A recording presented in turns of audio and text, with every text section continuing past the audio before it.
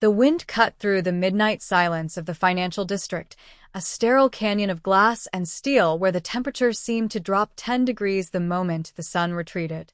Junho sat in the back of the armored sedan, his reflection ghosting against the window, a man who had spent the last 5 years building an empire on discipline and terrifying precision.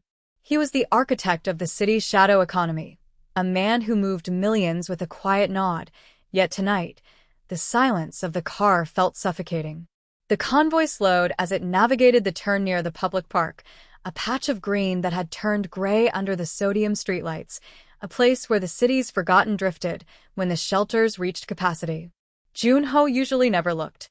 To look was to acknowledge a chaos he couldn't control, and he was a man who required absolute order. But something caught his eye, a flash of familiar blue denim against the brutalist concrete of a park bench. It was a texture that didn't belong in this district, a rigid, faded fabric that spoke of survival rather than leisure. He signaled the driver to stop, a sharp gesture that brought the heavy vehicle to a halt instantly. His security detail stiffened, hands moving to earpieces, but Junho was already opening the door, stepping out into the biting air. He walked toward the bench, the sound of his Italian leather shoes clicking against the pavement, a rhythm of authority disrupting the quiet. The figure on the bench was curled tight, knees pulled to chest, trying to preserve heat. She was wearing a denim jacket that looked 2 sizes too big and a thin gray shirt that offered no protection against the frost settling on the metal slats. Her face was turned away, buried in the crook of her arm, but the curve of her neck, the way her hair fell in a chaotic cascade of dark curls, sent a jolt of recognition through him that felt like a physical blow. Juno froze. His breath hitched in his throat, condensing in the cold air. He took another step, his heart hammering against his ribs with a violence he hadn't felt since his early days in the subterranean fighting pits of Seoul. He reached out, his hand trembling slightly, and touched the shoulder of the denim jacket. The woman flinched violently, gasping as she scrambled upright, clutching an old, tattered manila envelope to her chest, as if it contained diamonds. The streetlight caught her face, illuminating the sharp cheekbones, the exhausted shadows beneath her eyes, and the unmistakable beauty that had haunted his dreams for 3 years. It was Camille, his Camille, the woman he had let go because he thought his world was too dangerous for her light. He stared at her, his mind unable to reconcile the vibrant, brilliant woman he had known with this shivering, terrified figure sleeping on a park bench. The shock paralyzed him for a second longer before rage, hot and searing, flooded his veins, not at her, but at the universe that had allowed this to happen. "Camille," he whispered, his voice cracking, stripping away the veneer of the untouchable boss. She blinked, her eyes adjusting to the glare of the headlights behind him, and for a moment, he saw the flicker of recognition, followed immediately by a wall of shame. She pulled the denim jacket tighter, trying to shrink into herself, to disappear into the wood of the bench. "Junho," she breathed, the name sounding foreign on her dry lips. She looked down at the envelope in her hands, her knuckles white. He followed her gaze. The envelope was thick, worn at the edges, covered in scribbled calculations and dates. It wasn't drugs. It wasn't a bottle. It was paperwork. He knew the look of bureaucracy. He knew the weight of paper that carried life sentences in fine print. She wasn't an addict. She was a casualty. He dropped to his knees, ignoring the dirt, ignoring his men watching from the car, and placed his hands over hers. "What is this?" he demanded, his voice low and urgent. "Why are you here?" You were supposed to be in Chicago. You were supposed to be running that gallery." Camille pulled her hands back, the friction of her rough skin against his smooth palm serving as a jarring reminder of the distance between them now. She didn't look at him, her gaze fixed on the pavement where the frost was beginning to sparkle. "There is no gallery, Junho," she said, her voice steady but threaded with a deep, resonating exhaustion that terrified him more than her tears would have. "There's nothing. Just debt. Just lists of people I can't pay and places I can't stay." She clutched the envelope tighter. "Please, go back to your car. You look expensive." You don't belong here. The irony hit him like a physical strike. He was the one who controlled the streets, yet seeing her here, he felt like an intruder in a world of suffering he had chosen to ignore. He reached for the envelope, gently, but with a command that wouldn't be refused. She resisted for a second, then let go, her strength failing. He opened the flap. Inside, there wasn't a stash of illicit cash. There was a stack of rejection letters, eviction notices, and a small, clear plastic bag containing bills and coins. He counted it instantly with a glance. $42. That was it. That was the sum total of her existence. And beneath the money was a letter from a legal firm, a firm he recognized. A firm that handled cleanup for corporate developers in his sector. You didn't leave because you stopped loving me, he said, the realization dawning on him with the weight of a collapsing building. He stood up, extending a hand to her. She looked at it, then at him, her pride warring with her survival instinct. I left because I refused to be bought, she corrected, her eyes flashing with a sudden, fierce spark that reminded him of the woman who had once challenged him at a charity gala, the woman who had captivated him instantly. And when you refuse to be bought by the wrong people, Junho, they make sure you can't sell your skills to anyone else. She tried to stand on her own, using the back of the bench for support, but her legs buckled. Junho moved faster than thought, catching her before she hit the ground. He swept her up into his arms, the lightness of her frame sickening him.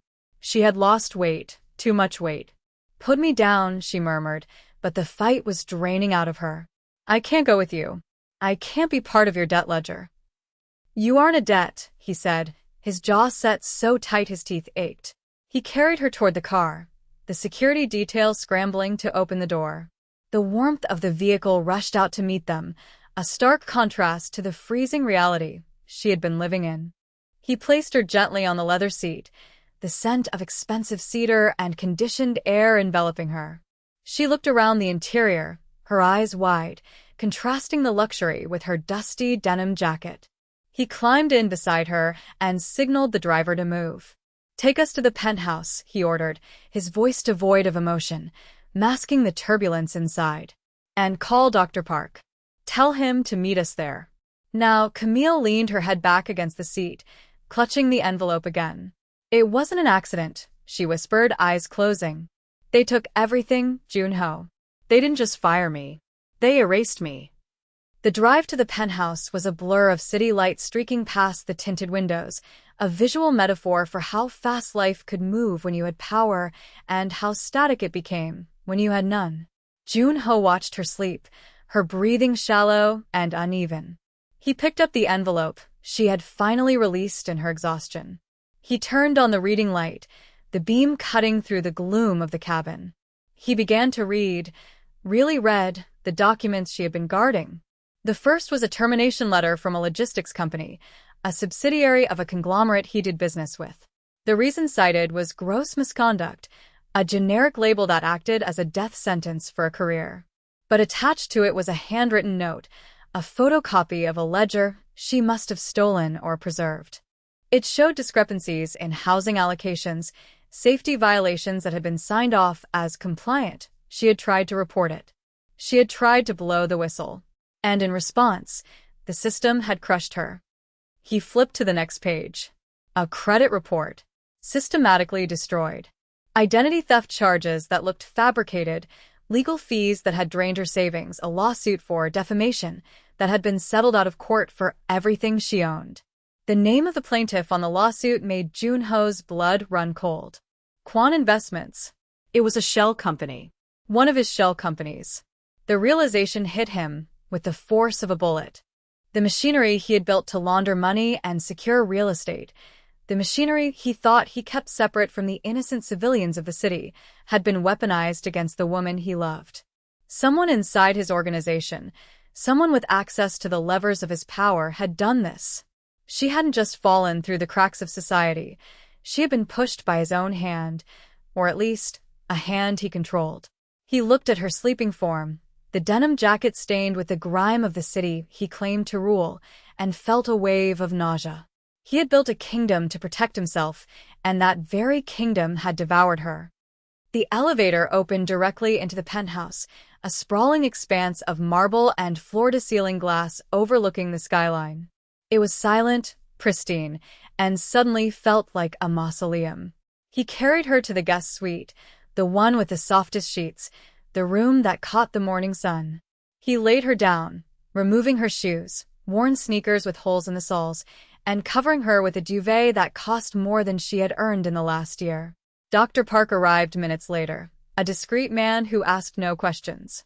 As the doctor examined her, Junho retreated to his office, the glass-walled command center where he made life-and-death decisions. He threw the envelope onto his mahogany desk. The contents spilled out. The timeline was clear. She had been fired 3 months after they broke up. The eviction was 2 months later.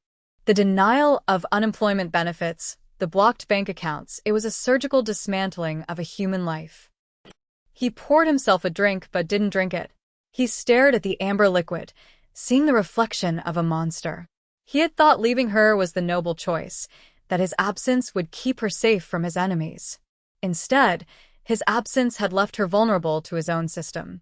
The door to the office creaked open. It wasn't the doctor. It was Camille. She was wrapped in a silk robe he had left for her, looking small but standing upright, her hand gripping the doorframe for support. "You know who they are," she said. It wasn't a question. It was an accusation. "I saw the logo on your laptop screen when we walked in. The crest.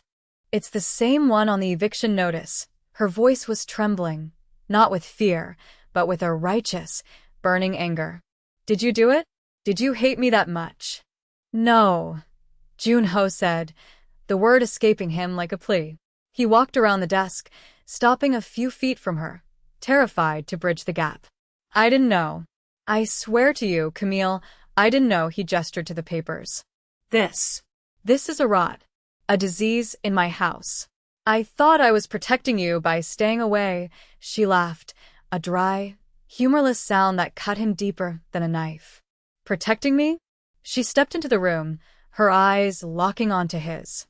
"You built a world where money is the only god, Junho. You empowered men who treat people like line items. You don't get to be shocked when that machine starts eating people you care about. You don't get to play the savior now just because you found me on a bench. I am not a stray cat. I am a consequence. I am what happens when men like you look away." Junho stood in the silence of her verdict. She was right. He had delegated the cruelty, outsourced the brutality of his business to lieutenants and lawyers, washing his hands of the specific sufferings while reaping the general profits. "I will fix it," he said, his voice dropping to a dangerous register, the tone of a man declaring war. "I will burn it down if I have to. I will find the name on this paper, and I will make them pay for every second you shivered on that bench." He reached for his phone, ready to rain hellfire on his subordinates. "Stop," Camille commanded, her voice surprisingly strong. She walked over and placed her hand over the phone, preventing him from making the call. "If you just kill someone or fire someone or throw money at me, you haven't fixed anything. You've just balanced a ledger." She looked down at the papers on the desk, then back up at him, her dark eyes demanding something harder than violence. "There are others. The building they evicted me from, it wasn't just me. It was 20 families. The safety report I refused to sign? That warehouse collapsed last week. 3 workers are in the ICU. If you want redemption, Junho, you don't get to just save the ex-wife you still find attractive. You have to save them all. You have to use this," she gestured to the opulent room, "to undo what you did." The challenge hung in the air, heavy and suffocating. It was a demand for a transformation he wasn't sure he was capable of. He was a mafia boss, not a saint. But looking at her, seeing the steel in her spine that the streets hadn't been able to break, he knew he had no choice. The romance wasn't in the rescue. It was in the reckoning. He slowly pulled his hand away from the phone and looked at her. "Tell me everything," he said, pulling a chair out for her. "Start from the beginning. Names, dates, locations." The sunrise broke over the city not as a symbol of hope, but as a harsh interrogation light, exposing the sprawling maps and documents that now covered every inch of the mahogany desk in the penthouse. They had been working for 6 hours straight, a feverish excavation of the truth that had buried Camille. The room smelled of stale coffee and the ozone scent of overheating printers. Junho watched Camille from across the desk. She had finally stopped shivering, wrapped in a cashmere blanket he had draped over her shoulders, but her focus was razor-sharp. She was highlighting names on a spreadsheet, the roster of the evicted, the injured, the silenced. It was in this quiet chaos that the distance between them began to close, not with grand gestures, but with the soft, terrifying intimacy of shared burden. He saw her rub her eyes, the fatigue etching deep lines into her face, and without a word, he moved to the small kitchenette, preparing a cup of tea exactly the way she used to take it. Plenty of honey, a dash of cinnamon. When he placed the mug near her hand, her fingers brushed against his. The contact was electric, a sudden grounding wire in the storm. She looked up, her guard lowering for just a fraction of a second. "You remembered," she said softly, her voice raspy from reading legal codes aloud. "I remember everything," Junho replied, his voice barely above a whisper. He didn't pull his hand away immediately. Instead, he let his thumb graze the rough skin of her knuckles, a tactile reminder of the hardship she had endured while he sat in air-conditioned boardrooms. "I remember the way you pace when you're thinking. I remember that you hate the cold. And I remember that you never give up, even when you should." He walked around the desk, kneeling beside her chair so he wasn't looming over her. The power dynamic had to be dismantled here, in this room, before they could face the world. "Camille," he said, looking at the spreadsheet where she had circled the name Director Kong. "This man. He runs the logistics division. He's been with me for 10 years. He was at our wedding. The admission tasted like ash. He did this to you to cut costs by 4%. That was the price of your life." A margin error. Camille turned the mug in her hands, the warmth seeping into her palms. She looked at him, not with the anger of the night before, but with a sorrowful clarity. "He didn't do it because he hated me, Junho. He did it because the system you built rewards efficiency over humanity. If we go into that room today, you can't just be the boss. You have to be the traitor to your own creation." She leaned forward, her forehead resting against his for a fleeting, desperate moment.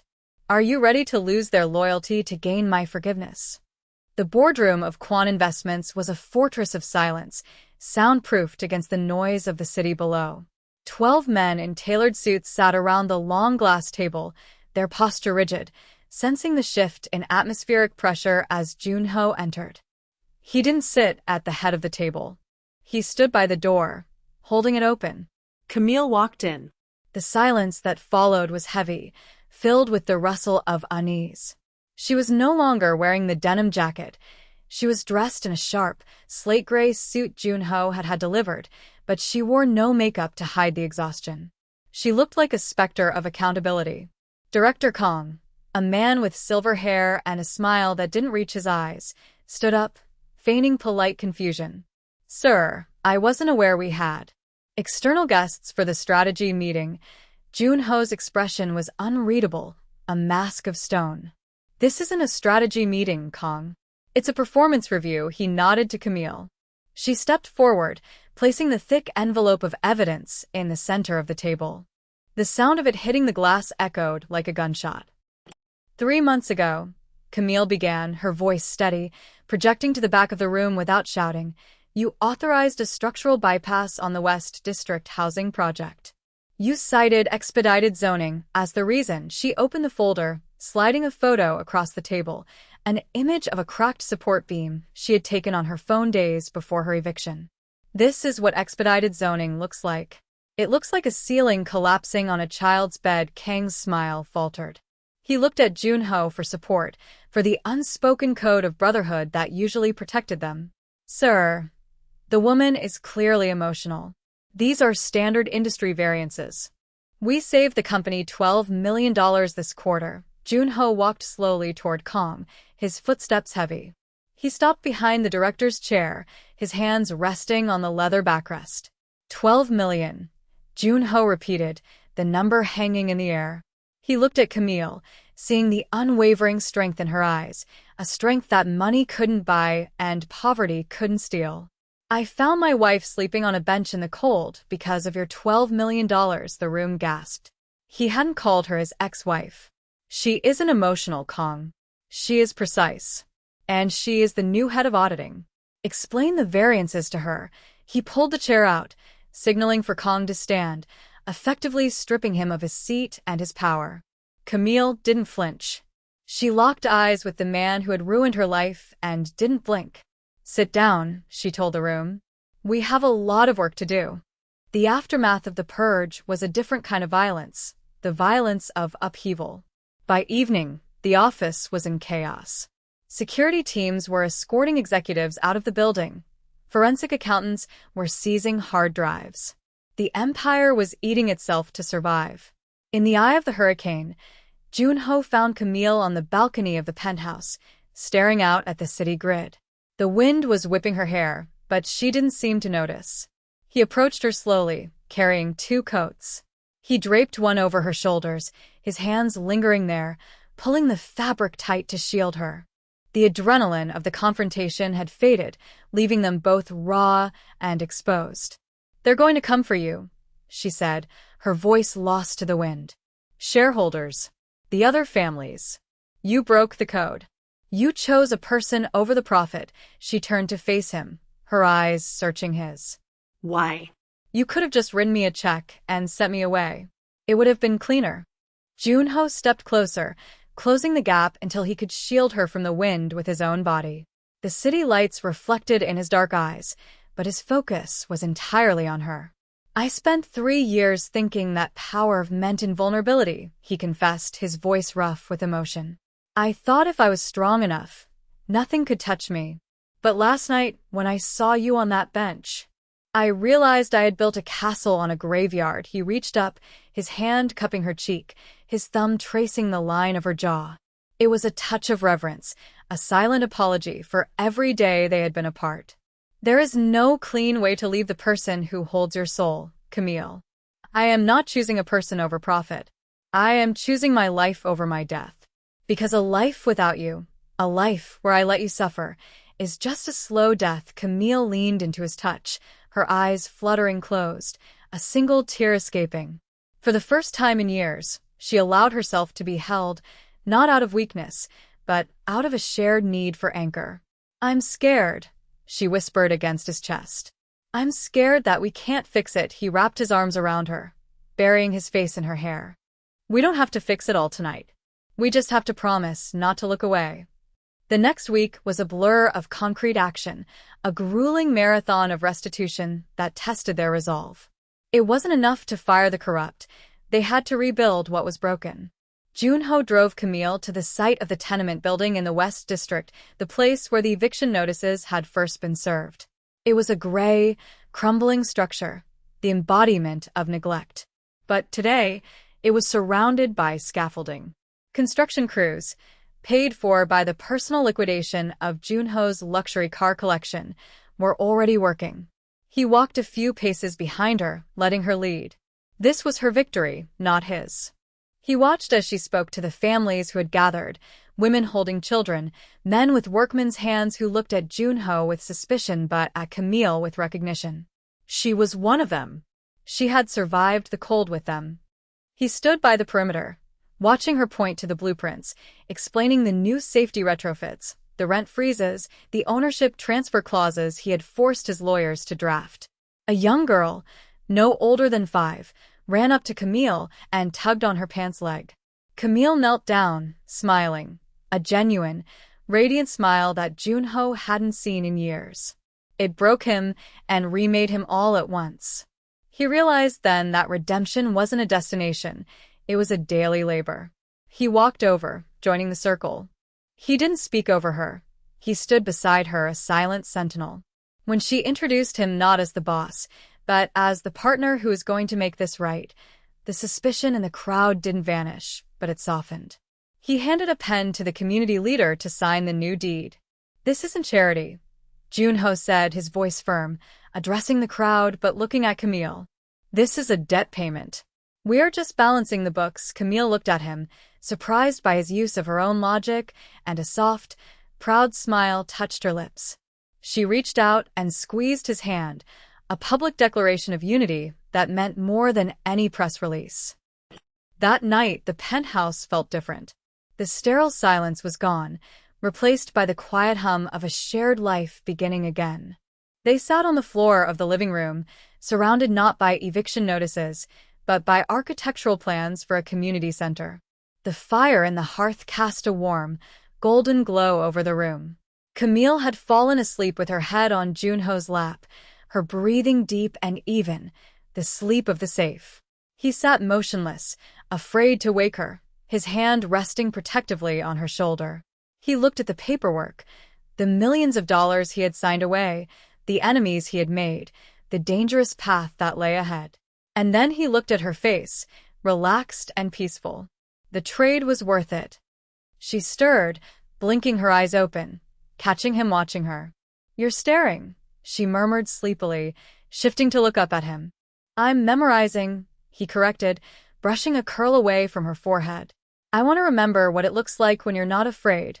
She sat up slowly, turning to face him, the firelight dancing in her eyes. "I'm still a little afraid," she admitted, her hand finding his. "The world is still hard, Junho. And you. You still have a lot of shadows to outrun," he nodded, accepting the truth of it. "Then we run together," he said. "No more separate worlds. No more protecting you by leaving you." He leaned in, and this time, there was no hesitation. He kissed her, not with the hungry passion of their youth, but with a slow, deliberate tenderness, a kiss that tasted of second chances and ironclad promises. It was a seal on a new contract, one written not in ink, but in action. As they pulled apart, resting their foreheads together in the quiet warmth, Camille whispered, "Okay, we run together." And for the first time, the Mafia boss didn't feel like a ruler of a kingdom, but a man who had finally found his home.